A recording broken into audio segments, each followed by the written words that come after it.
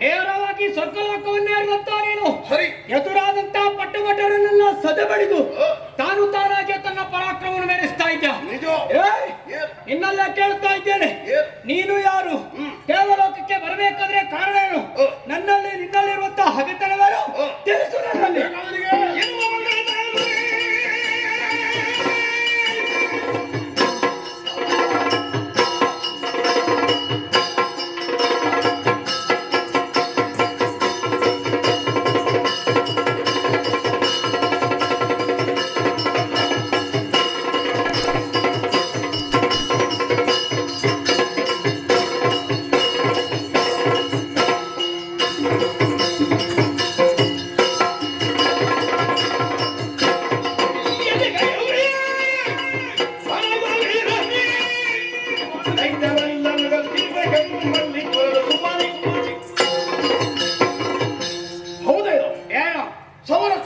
ಪ್ರವೇಶ ಮಾಡಿದ ಅವಧೀನು ಸರಿ, ನೀನೊಬ್ಬ ಬಲಗವೀರ ಎನ್ನುವುದಾಗಿ ನಾನು ತಿಳ್ಕೊಂಡಿದ್ದೇನೆ. ಯಾವ ರೀತಿ? ನಿನಗೆ ಬೇಕಾದ ನನ್ನ ಪರಿಚಯ ಅಲ್ವಾ? ಹೌದು. ನನ್ನ ಪರಿಚಯವನ್ನು ಹೇಳಿದ್ರೆ ನೀನು ಅಲ್ಲೇ ಪ್ರಾಣ ಬಿಡೋದಕ್ಕೆ ಸಾಧ್ಯ ಉಂಟು. ಅಷ್ಟೇ ಬಂದ್ರೆ ಅಂತಹ ಯೋಗ್ಯತೆಯನ್ನು ಪಡೆದಿದ್ದೆ. ನೋಡ ಹೇಳು ಮೊದಲು. ವರ್ತಮಾನ ಕಾಲದಲ್ಲಿ ಮಹೇಂದ್ರಪುರದ ಅರಸ ಶೂರ ಪದ್ಮಾಸುರನಿದ್ದಾನೆ, ಕೇಳಿದ್ದೇವೆ. ಅವನಿಗೊಬ್ಬ ಮಗ ಇದ್ದಾನೆ. ಹೌದಾ? ಇದನ್ನು ಕೇಳಿದ್ಯಾ? ಅದಕ್ಕೆ ಹೇಳಿಲ್ಲ. ಅದೇ ತಪ್ಪು ಮಾಡಿ ಎಲ್ಲಿಯಾದ್ರೂ ನೀನು ಕೇಳ್ತಾ ಇದ್ದಾರೆ ನನ್ನ ಹೆಸರಲ್ಲಿ ಕೇಳಿ ಓಡಿ ಹೋಗುವುದಕ್ಕೆ ಪ್ರಯತ್ನ ಪಡ್ತಾ ಇದ್ದ. ಅವನಿಗೂ ನಿನಗೂ ಏನು ಸಂಬಂಧ? ಸಂಬಂಧ ಉಂಟು. ಹೇಗೆ? ನಾನು ಯಾರ್ಯಾರ ಕತೆ ಹೇಳಿದ್ದಲ್ಲ ಅಂದ್ರೆ ಶೂರ ಪದ್ಮಾಸುರನ ಮಗ ನಾನೇ ಅಂತ ಹೇಳೋದಕ್ಕೆ ಹೊರಟದ್ದು. ಹೌದಾ? ನೀನೆಯಾ? ಹೌದಾ? ಇದು ನಿನಗೇನು ಹೋಗುವ ಕಾಲಕ್ಕೆ ಬಂದ ಬುದ್ಧಿ? ಹೋಗುವ ಕಾಲ ಅಲ್ಲ. ಮತ್ತೆ ದೇವಲೋಕಕ್ಕೆ ಇದೆ ಆಸೆ ಯಾಕೆ ನಿನಗೆ? ನಾವೆಲ್ಲ ಬರುವ ಕಾಲ ಇದು. ಅಂದ್ರೆ ನಾವು ಬರುವ ಸಮಯವೇ ಹೀಗೆ. ಗೊತ್ತಾಗ್ಲಿಲ್ಲ ನನಗೆ. ಸುಮ್ಮನೆ ಅಲ್ಲ, ಕೇವಲ ದೇವಲೋಕದ ಮೇಲೆ ಆಶ್ರಯಿಂದಲೋ ಅಲ್ಲ ಹಳೆಯ ದ್ವೇಷವನ್ನು ಸಾಧಿಸುವುದರಿಂದಲೋ ಇದಕ್ಕಾಗಿ ಬಂದದ್ದು ಅಂತ ಆಗ್ರಹ ಮಾಡಬೇಡ. ಮತ್ತೆ ಸುಮ್ಮನೆ ಬಂದದ್ದಲ್ಲ. ನಿನ್ನ ಮಾತೆ ಅಂತ ಶಕ್ತಿಯನ್ನು ನನ್ನ ಅಪ್ಪ ಬಯಸಿದ್ದಾಳೆ.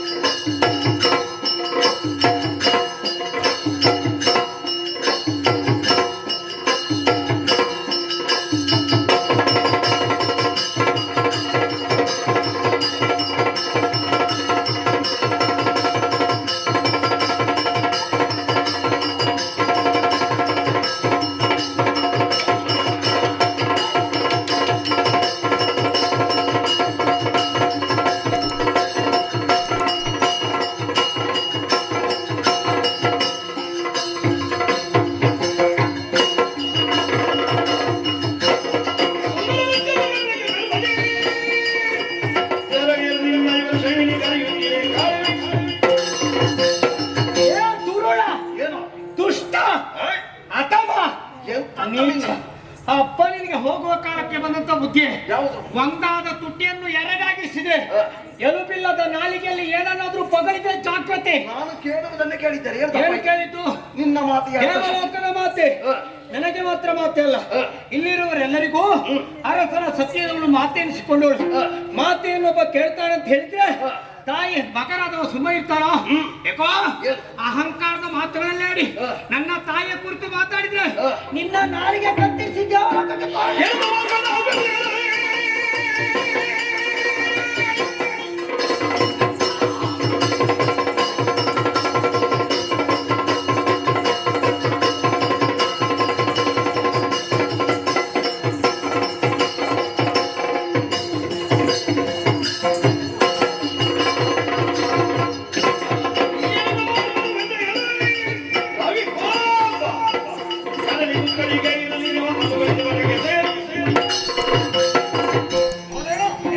ವಿರೋಧಿಸುವುದಕ್ಕೆ ಮುಂದಾದವನಿ ನಾನು ಬಾಲಕೋಪ ಬರೆಯಲ್ಲ, ನಾನೊಬ್ಬ ಕಲಿಕೋಪ ಎನ್ನುವುದನ್ನು ಚೆನ್ನಾಗಿ ಅರ್ಥ ಮಾಡಿಕೊ. ಏನಾದಿತ್ತು? ನನ್ನಿಂದ ನೀನು ಅಭ್ಯಾಸ ಮಾಡಬೇಕು. ಯುದ್ಧದ ಬಗ್ಗೆ ಮಾತಾಡೋದಕ್ಕೆ ಹೋದ್ರೆ ನಿನ್ನಿಂದ ಅದು ಅಸಾಧ್ಯ. ದೇವಲೋಕದವರಿಗೆ ನೀನು ಕಲಿಸಿಕೊಡುದ? ನನ್ನಿಂದ ಅಭ್ಯಾಸ ಮಾಡು. ಯಾಕೆ? ಸುಮ್ಮನೆ ಅಲ್ಲ, ಮತ್ತೆ ಅಥವಾ ಪರಾಕ್ರಮವನ್ನು ಹೊಂದಿದವ. ವರ್ತಮಾನ ಕಾಲದಲ್ಲಿ ಯುವರಾಜನಾಗಿ ಮೆರೆಯುತ್ತಾ ಇದ್ದೇನೆ. ಅಂತ ಯೋಗ್ಯತೆಯನ್ನು ಹೊಂದಿದವ. ಈಗ ಸುಮ್ಮನೆ ಅಲ್ಲ, ನಾನು ಹುಟ್ಟಿದಂತ ಗಲಿಯಲ್ಲಿ ಅಂದ್ರೆ ಬಾಲ್ಯದಲ್ಲಿ ಒಂದು ಸೂರ್ಯನನ್ನೇ ಕೆಳಕುವುದಕ್ಕೆ ನಾನು ಹೋದೆ. ಆ ಸಂದರ್ಭದಲ್ಲಿ ವಿಶೇಷವಂತ ನಾಮಧೇಯ ನನ್ನ ಪಾಲಿಗಾಯ್ತು ನೋಡು, ಬಾಲಕೋಪ ಎನ್ನುವ ಹಾಗೆ. ನಾನು ಬಾಲ್ಯದಲ್ಲಿ ಭಾಸ್ಕರನನ್ನು ಬಿಡ್ಲಿಲ್ಲ, ಮತ್ತೆ ನಾನು ನಿನ್ನನ್ನು ಬಿಡುವುದಕ್ಕೆ ಸಾಧ್ಯ. ಹಿಂದೆ ಭಾಸ್ಕರನ್ನು ಬಿಡದೆ ಹೆಸರನ್ನು ಗಳಿಸುತ್ತೇನೆ ಎನ್ನುವುದಕ್ಕಾಗಿ ತನ್ನದ್ದಾದಂತಹ ಪರಾಕ್ರಮವನ್ನು ತಾನು ಹೊಗಳಿಕೊಳ್ಳುವುದಕ್ಕಾಗಿ ಮುಂದಾಗ್ತಾ ಇದ್ಯಾ? ಇದು ಪರಾಕ್ರಮ ನಿರ್ಣಯ ಆಗುವುದು ಯಾವಾಗ? ಯುದ್ಧ ಕ್ಷೇತ್ರದಲ್ಲಿ ಒಬ್ಬ ಮೇಲ್ ಬಂದಾಗ ಮಾತ್ರ.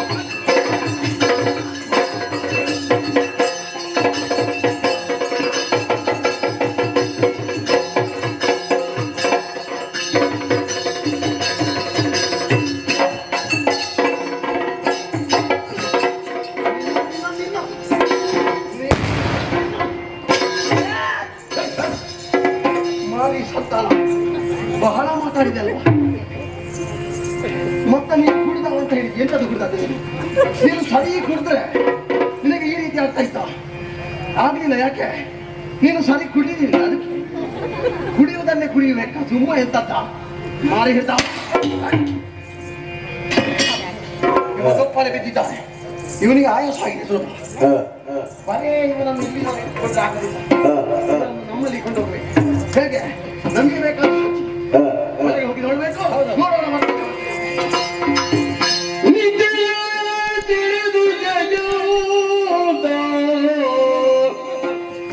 तुझे तरिಸುತ್ತ ಮನದೊಳಗ್ಯೋದೋ ಭಯದು ಯುದ್ಧದ ಅಪಜಯ ಅಪ್ಪಿನ ಅಪಜಯ ಅಪ್ಪಿನು ಸಿದ್ಧವಿರುತ್ತಲೇ ಮತ್ತೊಂದು ಯೋಚಿಸುತ್ತ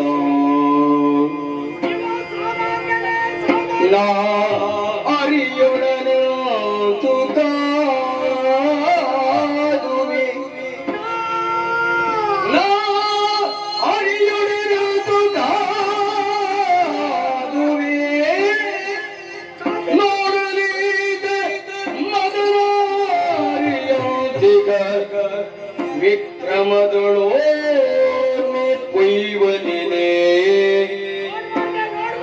ವಿಕ್ರಮದುಳು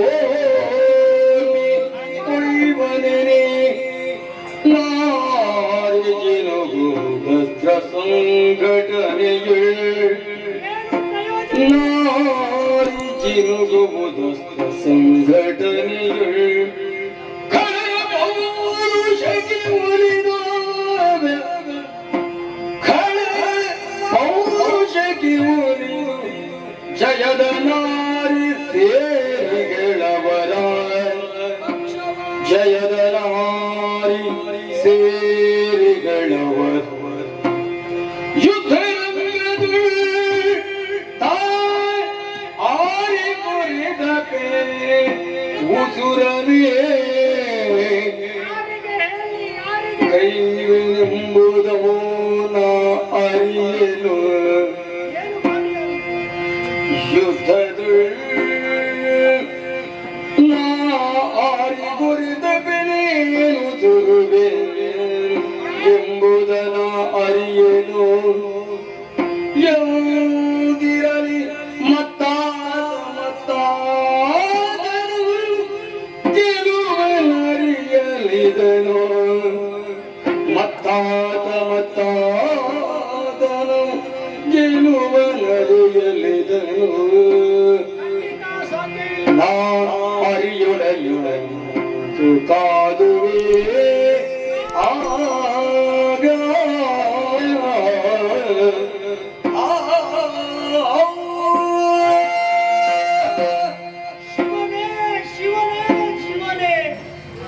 ನನಗೂ ಬಾಲುಕಾಪನಿಗೂ ರಣರಂಗದಲ್ಲಿ ಭಯಂಕರವಾದಂತಹ ಕಾಳಗ ಪ್ರಾರಂಭವಾಯಿತು. ಅವನದ್ದಾದಂತಹ ಬಾಣಗಳಿಗೆ ಆಯುಧಗಳಿಗೆ ಪ್ರತಿ ಶರಗಳನ್ನು ಪ್ರಯೋಗಿಸುತ್ತ ಅವನ ಪರಾಕ್ರಮಕ್ಕೆ ಸಡ್ಡು ಹೊಡೆದು ನನ್ನದ್ದಾದಂತಹ ಪರಾಕ್ರಮವನ್ನು ತೋರ್ಪಡಿಸಬೇಕು ಅನ್ನುವಂತ ಉದ್ದೇಶದಿಂದ ಘನಘೋರ ಸಂಗ್ರಾಮ ನಡೆಯಿತಾದರೂ ಕೂಡ ಕೊನೆಯಲ್ಲಿ ಅವನ ಬಾಣದ ಹತ್ಯೆಯನ್ನು ತಡೆದುಕೊಳ್ಳಲಾಗದಂತಹ ಸ್ಥಿತಿ ನನ್ನ ಪಾಲಿಗೆ ಉಂಟಾಯಿತು. ಅರೆ ಕ್ಷಣ ಮೂರ್ಛಿತರಾದಂತ ನಾನು ಎದ್ದು ನೋಡಿದ್ರೆ ಈ ವೀರ ಕಾಣುತ್ತಾ ಇಲ್ಲ. ಆಡಿದಂತಹ ಮಾತನ್ನು ನಡೆಸಿಕೊಳ್ಳುವುದಕ್ಕೋಸ್ಕರ ಈ ಸ್ವರ್ಗವನ್ನು ಹುಡುಕುತ್ತಿದ್ದಾನೆ ಎಂಬುದು ಅರ್ಥವಾಯಿತು. ಆದ್ರೆ ಇವನನ್ನು ನೋಡ್ತಾ ಇದ್ರೆ ಇವನು ಅರಿಯೋಡನಂತೂ ಕಾದಲಿ. ಯಾಕೆಂದ್ರೆ ಸಾಕ್ಷಾತ್ ಮದನಾರಿ ಕೈಲಾಸವಾದಂತ ಪರಮೇಶ್ವರನ ಹಬ್ಬದಲ್ಲಿ ರುದ್ರನಿಗೆ ಸಮಾನನಾಗಿ ಕಾಣಿಸ್ತಾ ಇದ್ದಾನೆ.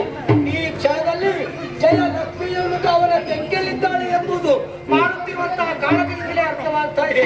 ನನ್ನಿಂದಾಗಲಿಲ್ಲ, ನನ್ನ ಅಪ್ಪರಿಂದ ಜಯಿಸುವುದಕ್ಕಾಗದೆ ಅಯ್ಯೋ ತಾತ ಮತ್ತಾತನಿಂದ ಇವನನ್ನು ಗೆಲುವಡೆ ಸಾಕಿ ಉಂಟೆ. ಅಯ್ಯೋ ಶಿವನೇ, ದೇವಲೋಕವನ್ನು ಉಳಿಸಿಕೊಳ್ಳುವ ಯಾವ ರೀತಿಯಲ್ಲಿ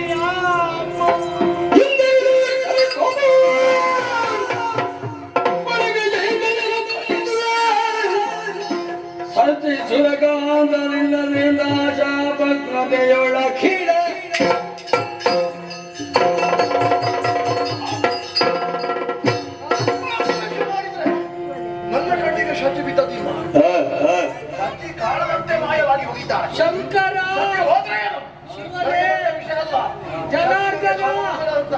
ಶಚಿಗೆ ಹುಟ್ಟಿದಂತವ ಮಗ ಇದ್ದಾನೆ. ಜನಾರ್ದನ, ಸುಬ್ರಹ್ಮಣ್ಯ, ಸ್ವಾಮಿ, ದೇವರ, ಪರಮಾತ್ಮ, ಈಶ್ವರ, ಅಚ್ಯುತ, ಅನಂತ, ಕೇಶವ, ಶ್ರೀನಿವಾಸ, ಶಂಕರ, ಮುಕುಂದ, ಮುರಾರಿ, ಮಾಧವ. ಎಂತದ್ದು ನೀನು ಸ್ವಂತ ಇಟ್ಟದ್ದು ಇಲ್ಲಿ? ಅಲ್ಲ, ದೇವರನ್ನು ಕರೆದು ಸವಣಿಗೆ ನೀನೆಂತದ್ದು ಹೀಗೆ ಮಾಡುದು? ಕವಿ ಮುಕುಂದ ಜನಾರ್ದನ. ಹೌದು. ಎಂತದ್ದು ಜನಾರ್ದನ? ಅಚ್ಯುತ, ಜನಾರ್ದನ ಹೀಗೆ ಮಾಡಿದ್ಯಲ್ಲ ಜನಾರ್ದನ, ಹೀಗೆ ಅಚ್ಯುತ ಇಲ್ಲ, ಜನಾರ್ದನ ಇಲ್ಲ. ನೀನು ಹೀಗೆ ಮಾಡಬಾರ್ದಿತ್ತು ಜನಾರ್ದನ, ಎಂತದ್ದು ಮಾಡಿದೆ ನೀನು? ನೀನು ಹೀಗೆ ಮಾಡಿದ್ದಿ ಜನಾರ್ದನ, ಹಾಗೆ ಜನಾರ್ದನ ಹಾಗೆ ಮಾಡಿ. ಆಗಬಾರ್ದೆಲ್ಲ ಮಾಡಿಕೊಂಡೆ. ಮಾಡಿಕೊಂಡದ್ದು ನಾನು ಮಾಡಿ. ಈಗ ಅಲ್ಲ ನೀನೆಂತ ಮಾಡುದಿಲ್ಲ. ವ್ಯವಸ್ಥೆ ಆಗ್ಲಿ. ಬೇಡ, ನಮಗೆ ಅದೇ ಬೇಕು ಅಂತ ಇಲ್ಲ. ನಾನು ಇಲ್ಲದಿದ್ರೆ ಇದು ಆಗ್ತದೆ. ಪುಣ್ಯಾತ್ಮ, ಯಾವುದು ಆಗ್ತದೆ? ಪುಣ್ಯಾತ್ಮ. ಒಂದು, ನೀನು ಭೂಲೋಕದಲ್ಲಿದ್ದವ ಇಲ್ಲಿಗೆ ಬಂದು ಹಗ್ಗ ತೆಕ್ಕೊಂಡು ನಾಳೆ ದೇವತೆಗಳಿಗೆ ಅಪವಾದ ಹಾಕ್ಬೇಡ. ಆಚಾರ ವಿಷಯ ಗೊತ್ತಾಯ್ತು. ಮತ್ತೆ ನೀನು ದೇವಲೋಕದಲ್ಲಿ ಹಗ್ಗ ತೆಕ್ಕೊಳ್ತಾ ಇದ್ದೀನಿ. ನಾನೇನು ಆತ್ಮಹತ್ಯೆ ಮಾಡ್ಲಿಕ್ಕೆ ಹೊರಟದ್ದ? ಮತ್ತೆ ನೀನು ಹಗ್ಗದ ಅವಶ್ಯಕತೆ ನನಗಲ್ವಾ? ಹಕ್ಕ ನಿನಗೆ. ನಿನ್ನನ್ನು ಬಂಧಿಸಿ ನಮ್ಮ ಊರಿಗೆ ಕರ್ಕೊಂಡು ಹೋಗ. ನಾವು ಕುಡಿದಿದ್ದೇವೆ, ಸಾಯುವಾಗ ಇದು ಇಲ್ಲವೇ ಇಲ್ಲ, ಸಾಯಲಿಕ್ಕೆ ಇಲ್ಲ ನಾವು. ಯಾಕೆ? ಅಮೃತ ಜರಾಮರಣ ರೈತರು ಮತ್ತೆ ನೀನು ಹಗ್ಗ ಹಾಕಿದ್ರೆ ಸಾಯಲಿಕ್ಕೆ. ನೀನು ಕುಡ್ದಿದ್ದಿ ಹೌದಪ್ಪ. ನೀನು ಕುಡ್ದದ್ದು ಗೊತ್ತಾಗಬೇಕು ಅಂತ ಇದ್ರೆ ನಮ್ಮ ಊರಿಗೆ ನೀನು ಬರಬೇಕು. ಮತ್ತೆ ಹೇಳ್ಬೇಕು, ನಾವು ದೇವತೆಗಳು ಕುಡಿದ್ರೆ ಗೊತ್ತಾಗ್ತದೆ, ಆದ್ರೆ ಹಸುರರು ಕುಡಿದ್ರೆ ನೆನಪೇ ಇರಲಿಲ್ಲ. ಕೆಲವರಿಗಲ್ವ, ನನಗೆ ಸರಿ ನೆನಪು ಗೊತ್ತಾಯ್ತಲ್ಲ. ಹೌದೇನಾ? ನಿನ್ನ ಅಪ್ಪ ದೇವೇಂದ್ರ, ಹೌದು. ನೀನು ಉಪೇಂದ್ರ. ನಾನು ಉಪೇಂದ್ರ, ನನ್ನ ಅಪ್ಪ ದೇವೇಂದ್ರ. ಗೊತ್ತಾಯ್ತಾ? ಗೊತ್ತಾಯ್ತು. ನಾನು ನರೇಂದ್ರ, ನೆನಪಿಟ್ಟ ಅವರಿಗೆ. ಯಾವ ನರೇಂದ್ರ? ಭೂಲೋಕದಲ್ಲಿರುವಂತಹ ಹಾಗೆ ನರರು ನಾವಿದ್ದೇವೆ, ಅದಕ್ಕಾಗಿ ನರೇಂದ್ರ. ಹೌದು. ಆದ್ರೆ ಉಪೇಂದ್ರನಕ್ಕಿಂತ ಮೇಲೆ ಹೋಗಿ ತಲೆ ಕೆಟ್ಟವನೇ. ನಿನ್ನನ್ನು ಸರಿ ಅಂತ ಒಪ್ಪಿಕೊಂಡ್ರೆ ನಾವು ಹಾಳಾಗ್ತೇವೆ, ಗೊತ್ತಾಯ್ತಾ? ಅದ್ಯಾಕೆ? ನೀನು ಅವನ ಮಗ ಅಲ್ವಾ? ಹೌದು. ಅವನೇ ತಪ್ಪು ಮಾಡಿಕೊಂಡು ಆ ಪೀಠಕ್ಕೆ ಯೋಗ್ಯನಲ್ಲ ಅಂತ ಹೆಸರನ್ನು ಪಡ್ಕೊಂಡವ. ಈಗ ನೀನು ಅವನಿಗೆ ಹುಟ್ಟಿದವನಿ, ಮತ್ತೆ ನೀನೆಂತದ್ದು ಮಾಡ್ಲಿಕ್ಕೆ? ಎಂತದ್ದು? ದೇವಲೋಕ ಕಾಪಾಡಿಕೊಂಡು ಹೋಗ್ಬೇಕದಿಕ್ಕೋ. ನೀನು ಊರಿಗೆ ಹೋಗು. ನೀನು ಯಾಕೆ ಬಂದಿದ್ದೆಲ್ಲ ಅಪ್ಪನಲ್ಲಿ ತಿಳಿಸಿ, ನಾನೆಲ್ಲ ನಿನಗೆ ಬಂದು ಹೇಳ್ತೇನೆ. ಯಾವುದನ್ನು? ನೀನು ಯಾಕೆ ಬಂದಿದ್ದೆಲ್ಲ ಬೇಡವಾ? ಎಂತದ್ದು ಬೇಡ? ಹಗ್ಗ ಬೇಡವಾ? ನಿನಗೆ ಸನ್ಮಾನ ಮಾಡ್ಲಿಕ್ಕೆ ಹಗ್ಗ ಬೇಡ. ಈ ಸಲ ಒಂದು ಸನ್ಮಾನ ಮಾಡಿ ಮಾಡ್ತೀಯ? ನಿನ್ನನ್ನು ಕಳಿಸಿ ಬಿಡು. ವರ್ಷ ಆಗಾಗ್ಲೇ ಮಾಡಿ. ಎಂತದ್ದು ವರ್ಷ? ಅಲ್ಲ, ನಾನು ಅಪ್ಪ ಇಲ್ಲಿ ಹುಟ್ಟಿದವ. ಯಾಕೆ ಮತ್ತೆ ಇಲ್ವಾ? ಅಲ್ಲ, ಬೇಡ ಬೇಡ. ಅಯ್ಯಮ್ಮ,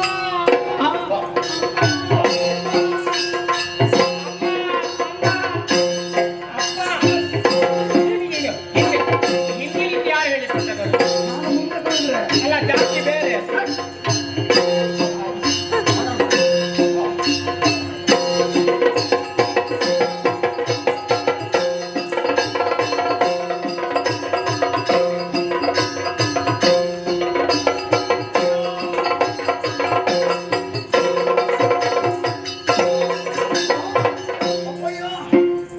ದೇವಲೋಕಕ್ಕೆ ಹೋದ್ರೆ ಇಂದ್ರಾದಿ ದೇವತೆಗಳನ್ನು ದೇಶಗಳಿಸಿ ಅಲ್ಲಿ ಅಧಿಕಾರವನ್ನು ಪಡೆದು ಆ ಶಚಿಯನ್ನು ಕರೆತರಬೇಕೆನ್ನೋ ಹಾಗೆ ನಾನು ಪ್ರಯತ್ನ ಪಟ್ಟೆಪ್ಪ. ಆದ್ರೆ ನಿಮ್ಮ ಎಣಿಕೆಯಂತೆ ಆ ಶಚಿ ಅಲ್ಲಿ ಇರಲಿಲ್ಲ. ಶಚಿ ಮಾಯವಾಗಿದ್ದಾನೆ, ಕಣ್ಣಿಗೆ ಕಾಣಿಸಲೇ ಇಲ್ಲ. ಇಂದ್ರ ಇದ್ದಾನ? ಇಂದ್ರನೂ ಇಲ್ಲ. ಆ ಸಮಯದಲ್ಲಿ ಅವನ ಮಗ ಉಪೇಂದ್ರ ಯುದ್ಧಕ್ಕಾಗಿ ಬಂದ. ಏನು ಮಾಡಿದಿ? ಸಂಗ್ರಾಮದಲ್ಲಿ ಅವನನ್ನು ಸೋಲಿಸಿ ಅವನನ್ನು ಬಂಧಿಸಿ ಇಲ್ಲಿಯವರೆಗೆ ಕರೆ ತಂದಿದ್ದೇನೆ. ಅಪ್ಪಯ್ಯ, ನನಗೇನು ಒಪ್ಪಣೆ ಅಂತ ಹೇಳಬೇಕು ನೀವು. ಆದಿತ್ತು, ಬೇಕಾದಾಗ ಕಳಿಸಿಕೊಳ್ಳಿ. ಮತ್ತೆ ಏನಸುರಲಿ ಕಾರ್ಯ ಹಾನಿಯಾದು ದುಶಕ್ರತಾನೆ ಕಾಣಿತನಂತೆ ಮಾನಿ ನಿಗಸಗಿತ ಶಕ್ರತಾನೆ ಕಾಣಿತನಂತೆ ಮಾನಿ ನಿಗಸಗಿತ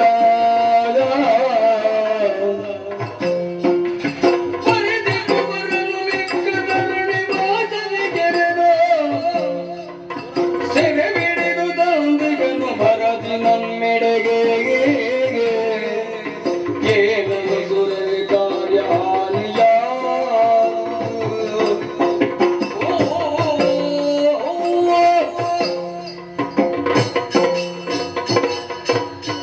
ಶಿವನೇ,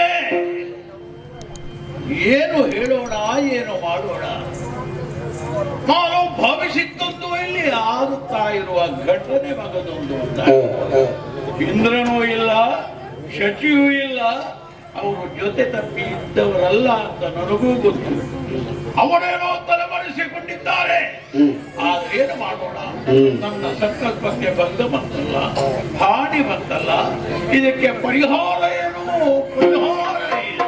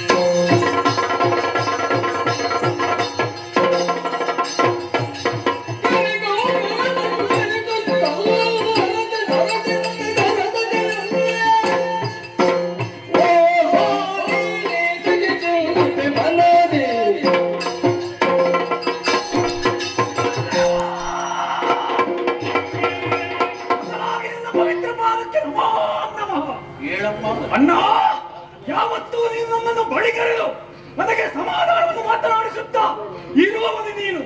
ಆದರೆ ಇಂದು ಹಾಗಲ್ಲ, ವಿಶೇಷವಾಗಿ ಗೋಚರಿಸುತ್ತಾ ಇದ್ದಿ ನೀನು. ಮುಖದಲ್ಲಿ ಮಾರುತಿ ಎದ್ದು ಕಾಣುತ್ತಾ ಇದೆ, ಮನಸ್ಸಿನಲ್ಲಿ ಚಿಂತಿಸುತ್ತಾ ಇರುವೆ. ಯಾಕೆ ನೀನು ಚಿಂತಿಸುತ್ತಾ ಇರುವೆ ಎನ್ನುವ ಕಾರಣ ಚೆನ್ನಾಗಿ ನಾನು ಅರಿತುಕೊಂಡವನಿದ್ದೇನೆ. ಅನ್ನದೇವ, ನೀನು ಸ್ವರ್ಗಲೋಕದಲ್ಲಿರುವಂತಹ ಇಂದ್ರನ ಮಡಿಗೆ ಸತ್ಯವನ್ನು ಬಯಸಿದೆ. ಆಕೆಯನ್ನು ಕರೆತರಬೇಕೆನ್ನುವಂತ ಉದ್ದೇಶದಿಂದ ಮಗನಾದಂತಹ ಭಾನುಕೋಪನ ನಿನ್ನ ಕಳುಹಿಸಿಕೊಟ್ಟೆ. ಆದರೆ ಕರೆತರುವುದಕ್ಕೆ ಅಸಾಧ್ಯವಾಗಿ ಹೋದ. ನಿಷ್ಫಲವಾಗಿ ಹೋಗಿ. ಅಣ್ಣ, ಯಾಕೆ ನೀನು ಚಿಂತಿಸುತ್ತಾ ಇರುವೆ? ಮುಳ್ಳನ್ನು ಯಾವಾಗಲೂ ಮುಳ್ಳಿನಿಂದಲೇ ತೆಗೆಯಬೇಕು. ಹೆಣ್ಣಾದವಳನ್ನು ಕರೆತರಬೇಕಾದ್ರೆ ಹೆಣ್ಣೆ ಸಮರ್ಥಳು ಎನ್ನುವ ಹಾಗೆ ನೀನು ಯಾಕೆ ಆಲೋಚನೆ ಮಾಡಲಿಲ್ಲ? ಅಣ್ಣ, ನೀನಾಡುವುದೇನೋ ಸಹಜ, ಆದ್ರೆ ಅವಳು ಎಲ್ಲಿದ್ದಾಳೆ ಅಂತ ಹೇಗೆ? ಅಣ್ಣ, ಇದಕ್ಕೆ ಚಿಂತೆ ನಿನಗೆ? ಕೇಳಿ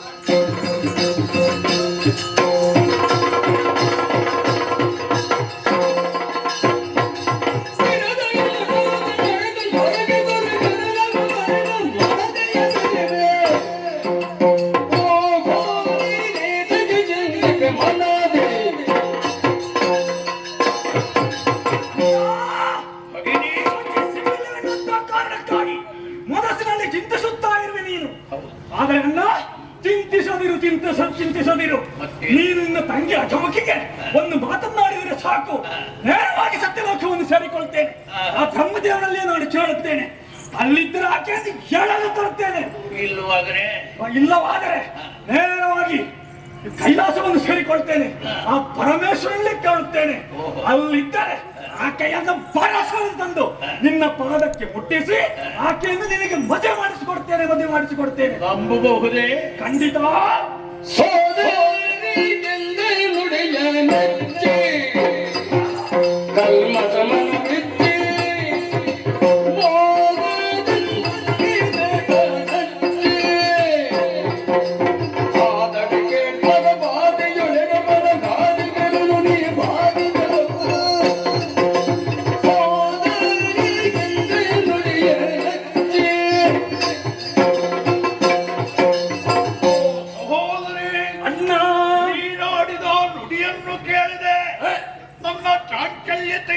ದೂರ ಮಾಡಿದೆ ಎನ್ನುವಂತ ವಿಶ್ವಾಸದಿಂದಲೇ ನಿನ್ನಲ್ಲಿ ಪೂರ್ಣ ನಂಬುಗೆ ಎನ್ನುತ್ತಾಳೆ.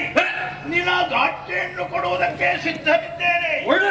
ಈ ಕಾನನವು ಕಾಡು ಮೇಡ ಅದಲ್ಲದೆ ಇದ್ದರೆ ಅಲ್ಲಿಯವರೆಗೂ ತಲುಪಿ ವಿಧಾತನನ್ನೇ ಪ್ರಶ್ನಿಸುವ ಆತ್ಮಸ್ಥಿರತೆ ನಿನಗಿದೆ ಅನ್ನುವಾಗ ನನಗೂ ಸಂಶಯ ಸ್ವಲ್ಪ ದೂರ ಆಯಿತು ಮಗಳೇ. ಒಳ್ಳೆದನ್ನ ವೃದ್ಧನನ್ನು ವಿಚಾರಿಸ್ತೀಯ? ಖಂಡಿತವಾಗಿ. ಹಾಗಿದ್ದರೆ ಕಾರ್ಯದಲ್ಲಿ ಸಫಲತೆಯನ್ನು ಹೊಂದಿ ಬರುತ್ತಿ ಎನ್ನುವಂತಹ ವಿಶ್ವಾಸದಿಂದ ಇದು ಕೈಯನ್ನೆತ್ತಿ ಹರಸುತ್ತಾ ಇದ್ದೇನೆ. ಹೋಗಿ ಬರ್ತೇನೆ.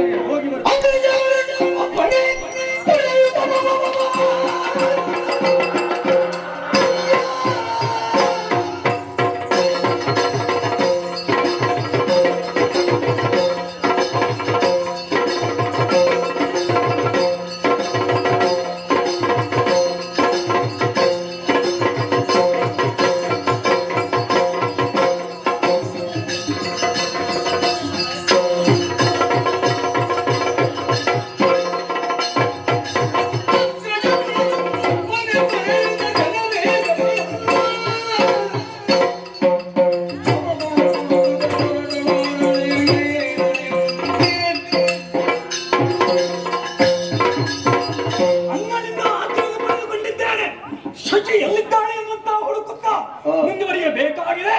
ಅದಕ್ಕಾಗಿ ವೀರ ಮಹೇಂದ್ರವನ್ನು ಬಿಟ್ಟು ಆತ್ಮಸಾಗುತ್ತೆ.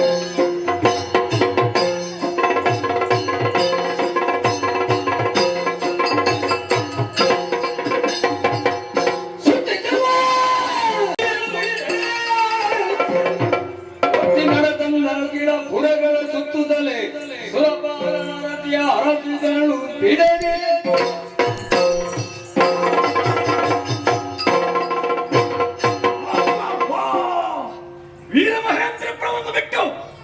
ಈಗ ಬರಬರುತ್ತಾ ಅಲ್ಲಲ್ಲಿ ಸಿಗುವಂತ ದ್ವೀಪಗಳನ್ನು ಪ್ರವೇಶ ಮಾಡಿ ಅಲ್ಲಿಯೂ ನಾನು ಹುಡುಕಾಡಿದೆ. ಹಾಗೆ ಬೆಟ್ಟವನ್ನು ಏರಿದೆ, ಹಾಗೆ ಪರ್ವತವನ್ನೇ ಏರಿದೆ, ಕಾಡುಗಳಲ್ಲಿ ಹುಡುಕಿದೆ, ಸಾಗರವನ್ನು ಕಾಕಿ ಹುಡುಕಾಡಿದೆ. ಆದರೆ ಎಲ್ಲಿ ಹುಡುಕಿದರೂ ಸಚಿನ ಪಾಲಿಗೆ ಸಿಗಲಿಲ್ಲ. ಆದರೆ ಇಲ್ಲಿಗೆ ನಿಲ್ಲಿಸುವುದಲ್ಲ,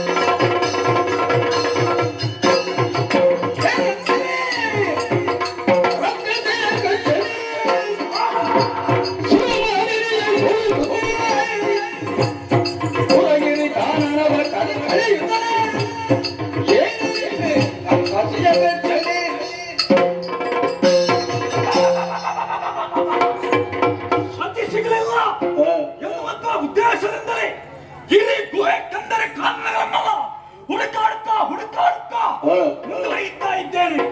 ಆದರೆ ಒಂದು ಕಡೆಯಿಂದ ನೋಡಿದರೆ ಎಲ್ಲಿಯೂ ಕಾಣಿಸುವುದಿಲ್ಲ, ಮತ್ತೊಂದು ಕಡೆ ನೋಡಿ ಎಂದರೆ ಅಲ್ಲಿಯೂ ಕಾಣಿಸುವುದಿಲ್ಲ. ಈಗ ಕಾಣಿಸದಿದ್ದರೆ ಇಲ್ಲಿಗೆ ನನ್ನ ವೃತ್ತಿ ನಿಲ್ಲಿಸುತ್ತೇನೆಯೇ ಅದಕ್ಕಾಗಿ ಸೇರಿಕೊಳ್ತೇನೆ ಮೇಲು.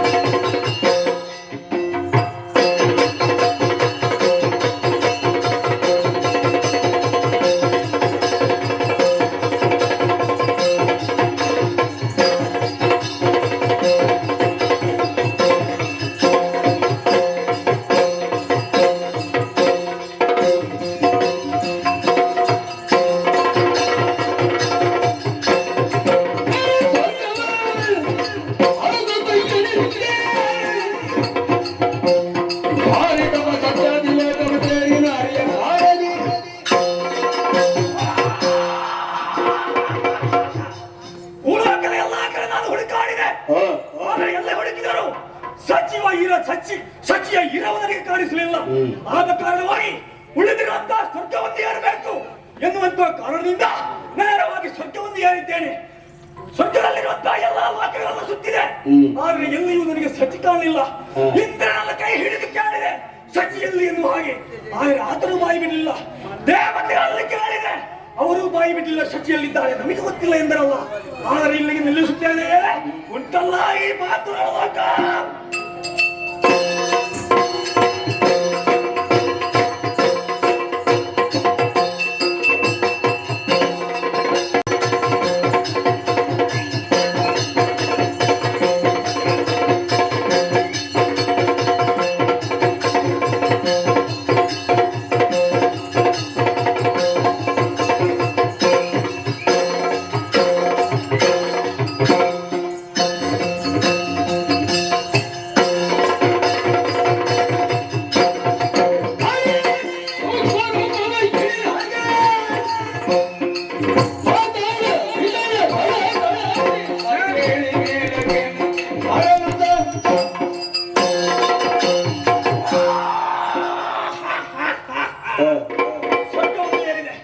ಹುಡುಕಾಡಿದೆ, ಸಚಿ ಕಾಣಲಿಲ್ಲ.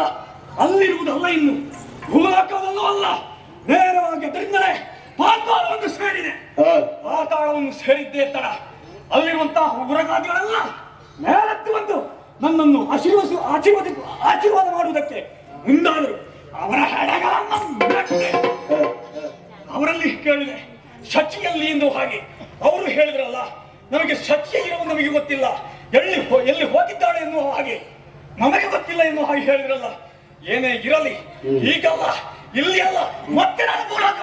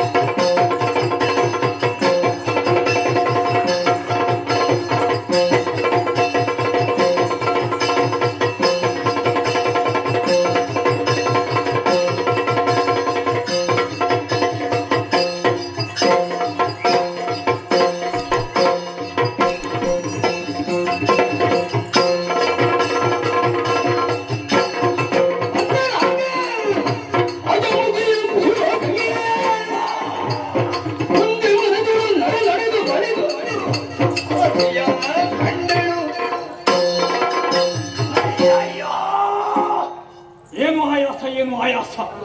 ಎಲ್ಲ ಕಡೆಗಳಲ್ಲಿ ಹುಡುಕಾಡಿದೆ. ಸಚಿ ಇವತ್ತು ಸಿಗುತ್ತಾಳೆ, ನಾಳೆ ಸಿಗುತ್ತಾಳೆ ಎಂದು ಹಾಗೆ ಆಲೋಚನೆಯಲ್ಲಿದ್ದರೆ ಅದೆಲ್ಲವೂ ಹುಸಿಯಾಗಿ ಹೋಯ್ತಲ್ಲ. ಮತ್ತೆ ನಾನು ವೀರ ಮಹೇಂದ್ರಪುರವನ್ನು ಸೇರಬೇಕು, ಅಣ್ಣನನ್ನು ಕಾಣಬೇಕು ಎನ್ನುವ ಹಾಗೆ ಆತರಿದ್ರೆ ಕೊಟ್ಟಂತಹ ಮಾತಿಗೆ ತಪ್ಪಿದ ಹಾಗೆ ಆಗುವುದಿಲ್ಲವೇ? ಅದಕ್ಕಾಗಿ ಈ ಕುಲತನ್ನು ಮತ್ತೆ ಸೇರಿದ್ದೇನೆ. ಬಹಳ ಆಯಾಸವಾಗುತ್ತಾ ಉಂಟು.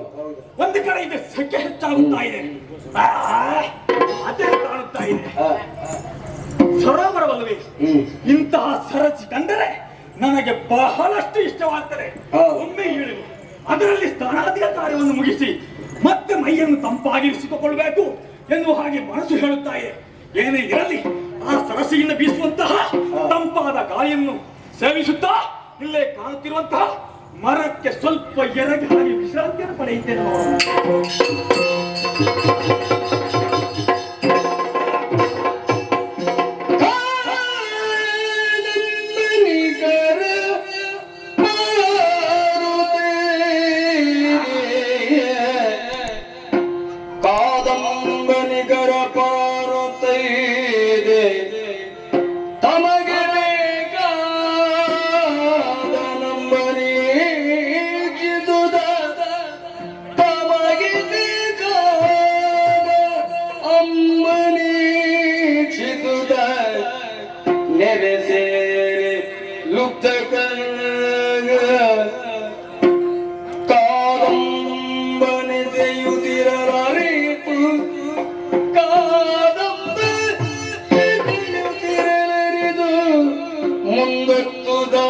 ಅನಿವರಂ ಹಿಡಿದು ಹಚ್ಚಿದುದರೆ ಅನಿವರಂ ಹಿಡಿದು ಹಚ್ಚಿದುದರೆ ಕಾದಂಬಿನುಗ್ರದು ಮಡಿದು ಬಿತ್ತಿದ್ದ ಖಗ ಕಾದಂಬ ಮದರ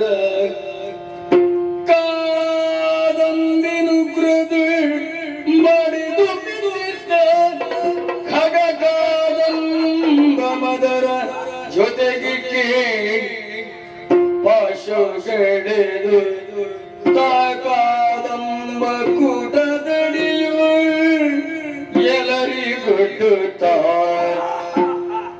ಕಾದಂಬ ಕೂಟದಡಿಯು ಎಲ್ಲರಿಗೊಡ್ಡುತ್ತ ತನುವ ಗಾಡಿಯು ಕುಳ್ಳಿದ್ದಳು.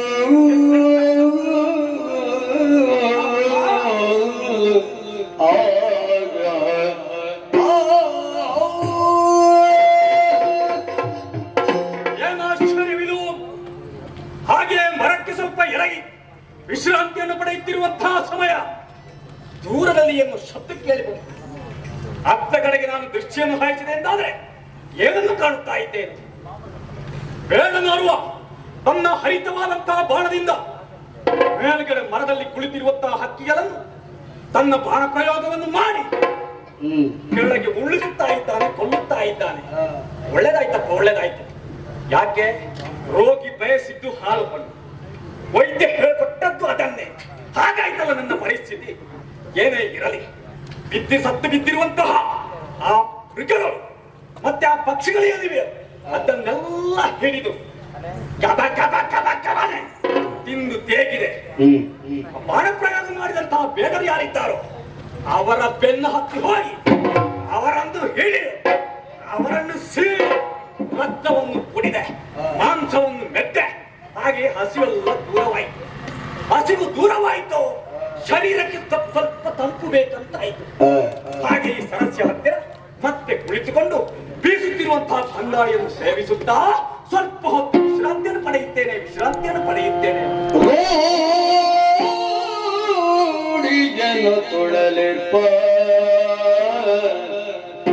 ರೋಡಿಯನು ತೊಳಲಿರುವ ಶ್ರಮ ಹೋಗಾಡಿಸಿದನೇ ಪವನ, ಹೋಗಾಡಿಸಿದನೇ ಪವನ. ಬಾಯೊಳಗಾಡಿದುಡಿ ಹರವೆಗುದೇ, ಬಾಯೊಳಗಾಡಿದುಡಿ ಫಲವಿಗುದೇ. ಮತ್ತೆ ಸಮಯ ಹರವಶದಿಗೆ, ಮತ್ತೆ ಸಮಯ ಹರವಶದಿ. ಜೋಡಿಗರು ತಾನೊದಗಲಿ ಸುಖ ಕೇಳಗುದಿ. ಜೋಡಿಗರು ತಾನೊದಗಲಿ ಸುಖ ಸುಖ ಕ್ರೀಡಗುದಿ. ಮಧುಮಾಧವಿಗೆ ಮಧುಮಾಧವಿಗೆ ಆ ಕೂಡಿದಂದಗನೆಲೊತ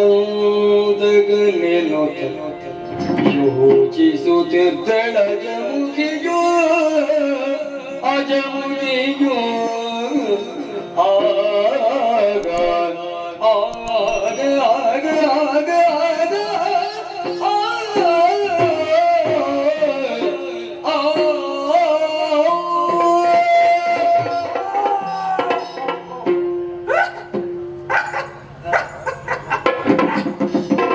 ಯಾಕೆ ಅದೇನು ಕಾಣುತ್ತಾ ಇದ್ದೇನೆ. ಏನು ಏನು ಅಷ್ಟೆಲ್ಲ ಮಾಯವಾಯಿತು, ಶರೀರವು ಕೂಡ ತಂಪಾಯಿತು. ಆದರೆ ಇಂತಹ ತಂಪಾದ ಗಾಳಿ ಬೀಸುವಾಗ ನನ್ನ ಶರೀರದಲ್ಲಿ ಮತ್ತೆ ರಕ್ತ ಕುದಿದಾಗೆ ಆಗ್ತಾ ಉಂಟು. ಶರೀರ ಒಮ್ಮೆ ಬಿಸಿ ಬಿಸಿ ಬಿಸಿ ಬಿಸಿ ಆಗುತ್ತಾ ಇದೆ, ಒಮ್ಮೆ ತಣ್ಣಗಾಗುತ್ತಾ ಇದೆ, ಒಮ್ಮೆ ಚಳಿ ಚಳಿ ಚಳಿ ಚಳಿ ಚಳಿ ಚಳಿ ಆಗುತ್ತಾ ಇದೆ. ಯಾಕಪ್ಪ ಈ ಕಾಡಿನ ಮಧ್ಯದಲ್ಲಿ ಇಂತಹ ಒಂದು ಪರಿಸ್ಥಿತಿ ನನಗೆ ಬಂತು? ಅದೇನು ಕಾಣುತ್ತಾ ಇದೆ, ಎರಡು ಹಕ್ಕಿಗಳು ತನ್ನನ್ನು ತಾನು ಮತ್ತೊಂದನ್ನು ಮತ್ತು ಆ ಕಡೆಯಿಂದ ಇನ್ನೊಂದು, ಹೀಗೆ 2, 3, 4, 5 ಹೀಗೆ ಪಕ್ಕದಲ್ಲಿ ಪಕ್ಕದಲ್ಲಿ ಕುಳ್ಳಿರುತ್ತಾ ತಮ್ಮ ಸರಸ ಸಲ್ಲಾಪದಲ್ಲಿ ತೊಡಗುತ್ತಾ ಇದೆಯಲ್ಲ. ತಮ್ಮ ಕಾಮನೆಗಳನ್ನು ಮತ್ತು ಹೆಣ್ಣು ಹಕ್ಕಿಗಳನ್ನು ವಿಸ್ತರಿಸುತ್ತಾ ಇದೆ. ಇದನ್ನು ನೋಡುವಾಗಲೇ ಮನಸ್ಸಿಗೆ ಎಷ್ಟು ಆನಂದವಾಗುತ್ತಾ ಇದೆ. ಆದ್ದರಿಂದಲೇ ಆ ಹಕ್ಕಿಗಳಾಡುತ್ತಿರುವಂತಹ ಮನಸ್ಸಿನ ವೇದನೆ ಏನುಂಟು ಅದನ್ನು ಕಾಣುವಾಗ ನನ್ನ ಮನಸ್ಸಿನಲ್ಲಿಯೂ ಕೂಡ ಅಂತಹ ಒಂದು ಆಲೋಚನೆ ಬಂದು ಬಿಟ್ಟಿತ್ತಲ್ಲ. ಆದ್ದರಿಂದಲೇ ಶರೀರ ನಿಯಂತ್ರಣಕ್ಕೆ ಬರುತ್ತಾ ಇಲ್ಲ, ಏನೋ ಒಂದು ತುರಿಕೆ ಶುರುವಾಗ್ತಾ ಇದೆ. ಎಂತದ್ದಪ್ಪ ನನ್ನ ಶರೀರದಲ್ಲಿ ಹೀಗೆ ಏನಪ್ಪ ನನ್ನ ಶರೀರದ ಹೀಗೆ ಬದಲಾವಣೆ, ಮತ್ತೆ ಮತ್ತೆ ಮತ್ತೆ ಮತ್ತೆ ತುರಿಕೆ ಶುರುವಾಗುತ್ತಾ ಉಂಟು. ಹೌದಪ್ಪ, ಏನೋ ಒಂದು ಶರೀರದಲ್ಲಿ ಏನೋ ಬೇಕು ಬೇಕು ಅಂತ ಆಗುತ್ತಾ ಉಂಟು. ಯಾರಾದ್ರೂ ಇದ್ರೆ ಒಮ್ಮೆ ಬಂದರೆ ಅವರನ್ನಂಬೆ ಹಿಡಿದು ಅವರಿಂದ ಸುಖವನ್ನು ಪಡೀಬೇಕನ್ನಂತ ಆಲೋಚನೆ ಆಗುತ್ತಾ ಇದೆ ಕಾಡಿನ ಮಧ್ಯದಲ್ಲಿ. ಆದರೆ ಇರುವುದು ನಾನೊಬ್ಬಳೇ ಅಲ್ವೇ. ಶಂಭೋ ಶಂಕರ, ಇಲ್ಲಿ ಬಾರಪ್ಪ. ಒಂದು ಚೆಂಬು ಬೇಕಿತ್ತು, ಮತ್ತೊಂದು ಕೊಡಪ್ಪಣ ಬೇಕಿತ್ತು ನನಗೆ. ಎಂತದ ಚೆಂಬು ಕೊಡಪ್ಪಣ ಮಾಡುವುದಂತದ್ದಲ್ವ? ಹಾಗಲ್ಲ, ಮತ್ತೆ ಶಂಭೋ ಶಂಕರ ಶಿವನಮಸ್ಕೃತಿ, ನನ್ನ ದೇವರ ನಮಸ್ಮರಣೆ ಮಾಡುತ್ತಾ. ಅಲ್ಲಿ ದೂರಲ್ಲಿ ಕಾಣುತ್ತಾ ಇದೆಯಲ್ಲ, ಒಬ್ಬ ಗಡ್ಡ ಬಿಟ್ಟವರು ಈ ಕಡೆಗೆ ಬರುತ್ತಾ ಒಳ್ಳೇದಾಯ್ತು. ಈ ಕಡೆಗೆ ಬರ್ಲಿ. ಅವರನ್ನೊಮ್ಮೆ ಎದುರು ಸಿಕ್ಕಿದ್ರೆ ಅವರನ್ನೊಮ್ಮೆ ಮಾತನಾಡಿಸಿ ಅವರಲ್ಲಿ ಬೇಕಾದಂತ ವ್ಯವಸ್ಥೆಯನ್ನು ನಾನು ಕಲ್ಪಿಸಿಕೊಂಡ್ರೆ ಅವರೊಮ್ಮೆ ನನ್ನ ಕೈಗೆ ಸಿಗಬೇಕಿತ್ತು. ಕೈಗೆ ಸಿಕ್ಕಿದರೆ ಅವರನ್ನ ಬಿಗಿದಾಪಿ ನನ್ನ ಎದೆಯನ್ನು ಅವರ ಎದೆಗೆ ಒತ್ತಿ ನನ್ನ ತುಟಿಗಳನ್ನು ಅವರ ತುಟಿಗೆ ಮುತ್ತನ್ನಿಸುತ್ತ ಅವರ ಶರೀರದಿಂದ ಬೇಕಾದಂತ ರೀತಿಯಲ್ಲಿ ಸುಖವನ್ನು ಅನುಭವಿಸುತ್ತೇನೆ. ಅದಕ್ಕಾಗಿ ಅವರ ಬರವಣದೆಡೆಗೆ ಸಾಗುತ್ತೇನೆ.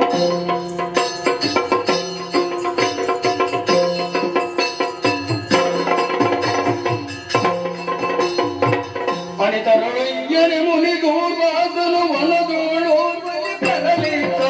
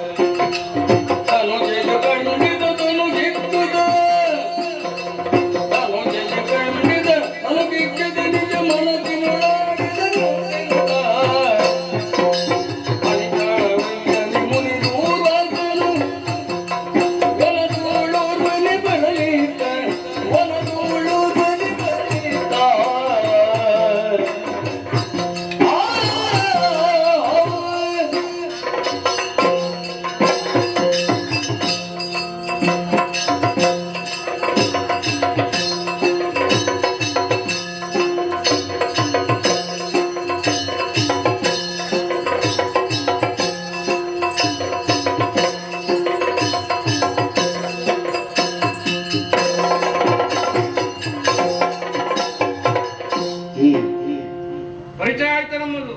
ಇಲ್ಲ ಪ್ರಚಂಡ ಮುನಿ ದೂರ್ವಾಸ. ಆ, ಈ ಪ್ರಚಂಡ ಅಂತ ಯಾಕೆ ಸೇರಿಸಿತ್ತು? ನಮ್ಮನ್ನು ಎದುರಿಸಿ ಗೆದ್ದವರು ಮತ್ತವರಿಲ್ಲ. ದೂರ್ವಾಸ ಎನ್ನುವಂತಹ ಅಂಕಿತ ನಮಗೆ ಒಂದರ್ಥದಲ್ಲಿ ದೇಹವನ್ನೇ ಬಟ್ಟೆ ಅಂತ ತಿಳ್ಕೊಂಡವನ, ಬೇರೆ ಬಟ್ಟೆಯ ಬಗ್ಗೆ ನಮಗೆ ಅಷ್ಟೊಂದು ಲಕ್ಷ್ಯ ಇಲ್ಲ ಅಂತ ಅರ್ಥ. ಅತ್ರಿ ಅನಸೂಯರ ಕಂದನಾಗಿ ಪ್ರಪಂಚ ಮುಖದಲ್ಲಿ ಗುರುತಿಸಲ್ಪಟ್ಟವನು ಹೇಗೆ ನಾನು ಪರಾಕ್ರಮದ ಪರದೈವವೆನಿಸಿದಂತಹ ಪರಮೇಶ್ವರನನ್ನಾದರೂ ಕೂಡ ಕೆಣಕಿ ಬದುಕಬಹುದು. ಹಾಗಂತ ದೂರ್ವಾಸರನ್ನು ಕೆಣಕಿ ಬದುಕುವ ಹಾಗಿಲ್ಲ.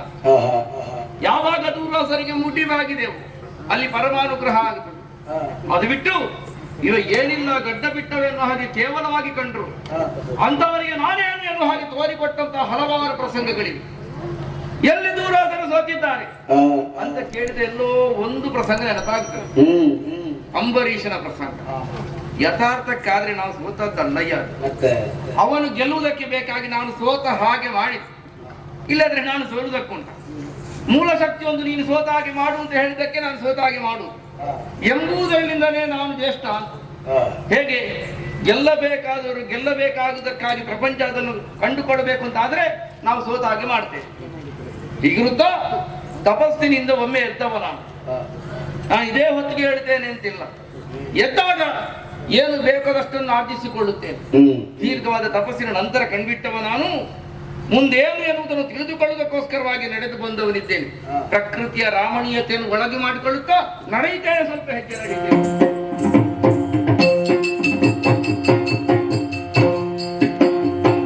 ಸರಿ ಸರಿ ಸುಕೃತ ಬೆಳ ತೋರಿಸುವುದಿ ಸಮಯ ಸರಿ ಸರಿ ಸುಕೃತ ಬೆಳ ತೋರಿಸುವುದಿ ಸಮಯ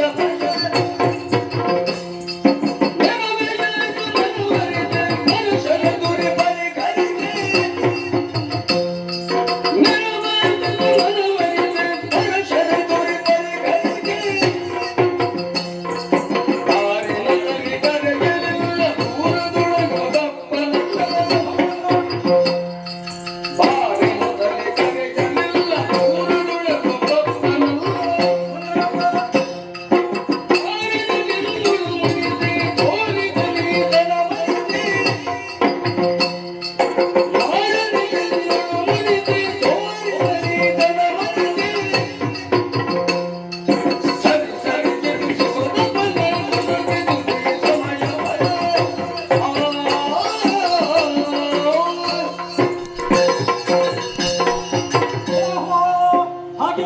ಮುಂದುವರಿತಾ ಬರುತ್ತಿರುವಂತಹ ಕಾಲಕ್ಕೆ ಅವರನ್ನು ಎದುರುಗೊಳ್ಳಬೇಕೆನ್ನುವ ಹಾಗೆ ಹತ್ತಿರ ಇದ್ದ ಇದ್ದೇನೆ.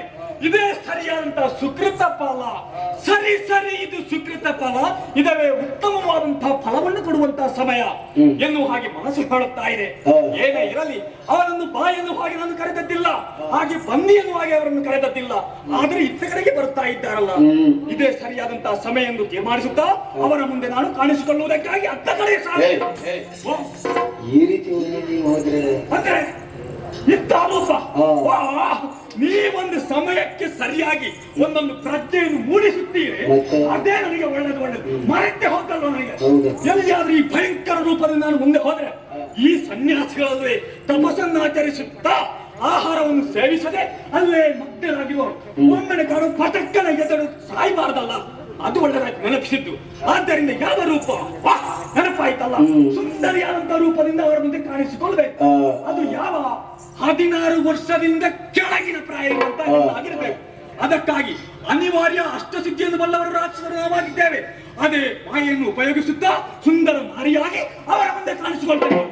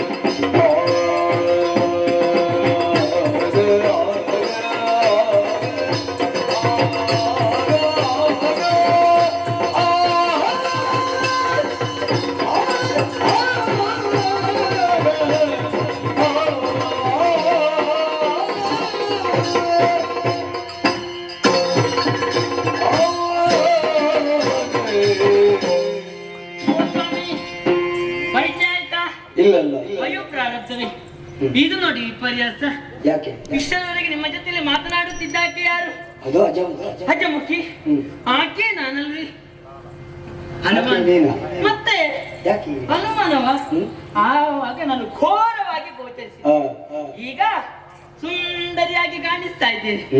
ವೇಷ ಯಾಕೆ ಅಂತ ಕೇಳ್ತಾ ಇದ್ದೀರಾ? ಸ್ವಾಮಿ, ಇದು ಮೋಸ ಮಾಡುವುದಕ್ಕೆ. ಮೋಸ? ಹೌದಪ್ಪ. ಹಾಗೆ ನಾನು ಮೊದಲು ಹೇಳಿದ್ದೇನಲ್ಲ, ದೂರದಲ್ಲಿ ಒಬ್ಬ ಆತ ಇದ್ದಾನೆ, ಆತನ ಕಾಯ ಸುಖವನ್ನು ಪಡೆಯೋದಕ್ಕೆ ಬೇಕಾಗಿ ನಾನೊಂದು ಸುಂದರವಾದ ತರುಣಿಯ ವೇಷವನ್ನು ಮಾಡ್ತೇನೆ ಎಂಬುದಾಗಿ ಹಾಗೆಂದುಕೊಂಡು ವೇಷ ಮಾಡುವವರೆಲ್ಲ ಮೋಸಗಾರರಂತ ಯೋಚನೆ ಮಾಡಿದೆ. ಇದು ವೇಷ ಯಾಕೆ? ಮೋಸ ಮಾಡೋದಕ್ಕೆ ಬೇಕಾಗಿ, ಅಂದ್ರೆ ನಮ್ಮ ಕಾರ್ಯ ಸಾಧನೆಗೆ ಬೇಕಾಗಿ. ಹಾಗತ್ತ ಹೇಗಾಯ್ತು ಸ್ವಾಮಿ? ಆಗಬಹುದಾ? ಮನೆ ಎರಡು ಮಾಡೋ ಯೋಚನೆ ವೇಷ ಆಗುವುದಂತ. ವೇಷ ಆಗುವುದಂತ ಅಲ್ಲ, ಯಾಕೆ ಹೇಳಿದ್ದು? ಮನೆಯಲ್ಲಿ ಅಕ್ಕ ಇದ್ದಾರಂತೆ. ಅದಕ್ಕೆ ವೇಷ, ಅದಕ್ಕೆ ಹೇಳಿದ್ದಾನು ಮನೆ ಎರಡು ಮಾಡೋ ಯೋಚನೆ. ವಿನೋದಕ್ಕೆ ಹೇಳಿದ್ದು. ಈಗ ವೇಷ ಮಾಡಿದ್ ಯಾಕೆ ನಿಮಗೆ ಗೊತ್ತಾಗಿದೆ. ಅವನನ್ನು ನನ್ನತ್ತ ಸೆಳೆಯುವುದಕ್ಕೆ ಬೇಕಾಗಿ. ಅದಕ್ಕೆ ಈಗ ವೇಷ ನಮ್ಮ ಸೌಂದರ್ಯ ನಮಗೆ ನೋಡುವುದಕ್ಕಾಗ್ತದ? ಸೌಂದರ್ಯ ಇರುವುದು ನೋಟಗರ ಕಣ್ಣಿನಲ್ಲಿ. ಅದಕ್ಕೆ ಬೇಕಾಗಿ ನಿಮ್ಮಲ್ಲಿ ಕೇಳಿದ್ದು. ಹಾಗಂತ ನಾನು ನಿಮ್ಮಲ್ಲಿ ಮಾತನಾಡಿದ್ರೆ ಆಗ್ತದ? ನನ್ನ ಕಾರ್ಯ ಸಾಧನೆ ಆಗಬೇಕಾದ್ರೆ ಇಲ್ಲಿ ಮಾತನಾಡ್ತಿದ್ರೆ ಅವ ಬಂದವ ಹೋದ್ರೆ ನನ್ನ ಕಾರ್ಯ ಆಗ್ತದ? ಅದ ಆಗುದಿಲ್ಲ. ಆಮೇಲೆ ಬೇಕಾದ್ರೆ ಮಾತನಾಡೋದಕ್ಕೆ ಬರ್ತೇನೆ. ಸ್ವಾಮಿ, ನನ್ನ ವಾಕ್ ಚಾತುರ್ಯದಿಂದ ಅವನ ಮನಸ್ಸನ್ನು ನನ್ನ ಆಕರ್ಷಣೆಗೊಳಿಸೋದಕ್ಕೆ ಬೇಕಾಗಿ ಹೋಗಬೇಕಾದದ್ದು ನಾನು ಅಲ್ಲಿಗೆ. ಅದಕ್ಕೆ ಬೇಕಾಗಿ ಸಾಗುತ್ತೇನೆ. ಹೌದಲ್ಲ, ನಮ್ಮ ಪೂರ್ವವಾಸನೆ ನಮ್ಮನ್ನು ಬಿಟ್ಟು ಹೋಗುವುದಿಲ್ಲ, ಅದಾಗುವುದಿಲ್ಲ. ಈಗ ಅಲ್ಲಿಗೆ ಹೋಗಬೇಕಾದ್ರೆ ಅವನಿಗೆ ಯಾವುದೇ ರೀತಿಯಾದಂತ ಅನುಮಾನ ಬರಬಾರದು. ಹಾಗಂತ ನಾನು ಒಯ್ಯೋನೊಯ್ಯನೆ ಸಾಗಬೇಕಾಗಿದೆ. ಹೇಗೆ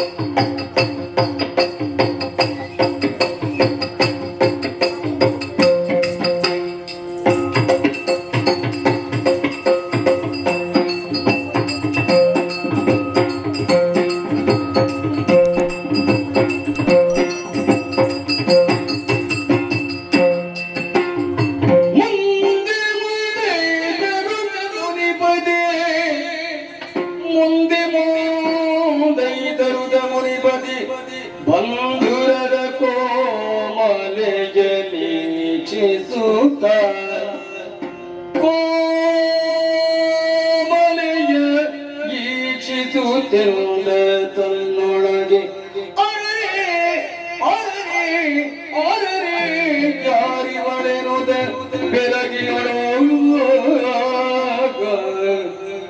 ಯಾರಿವಳ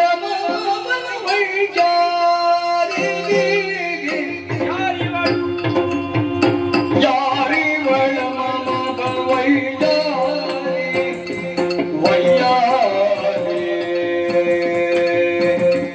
ಆ ಆ ಆ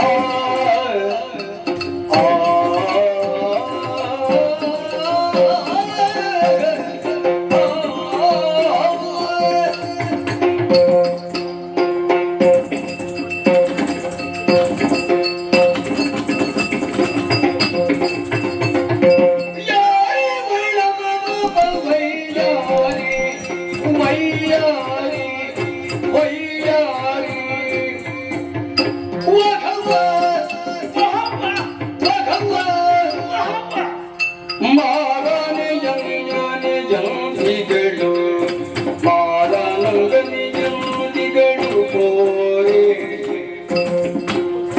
ಸಲಿಲೆಯ ಬಗೆ ಕೂಡ ಕೊರಗಿ ಸಲಿಲೆಯ ಬಗೆ ಕೂಡ ಕೊರಗಿತ್ತು ದೃಷ್ಟಿ ಚಲಿಸಿ ನೋಡುವಳು ಕತ್ತು ದೃಷ್ಟಿ ಚಲಿಸಿ ನೋಡುವಳು ಕತ್ತು ಲಲಿತ ಹಸ್ತಗಳ ನೆತ್ತುದ ಮೇಲೆ ಲಲಿತ ಹಸ್ತಗಳ ನೆತ್ತುದ ಮೇಲೆ ಮತ್ತೆ ನೆಲನ ಗೀಚುತ ನಗುವಳು ನೆಲನ ಗೀಚುತ ನಗುವಳು ಬಾಲೆ ಬಾಲೆ ಲಲಿತ ಹಸ್ತಗಳ ನೆತ್ತುದ ಮೇಲೆ ಮತ್ತೆ ನಗುವಳು ಬಾಲೆ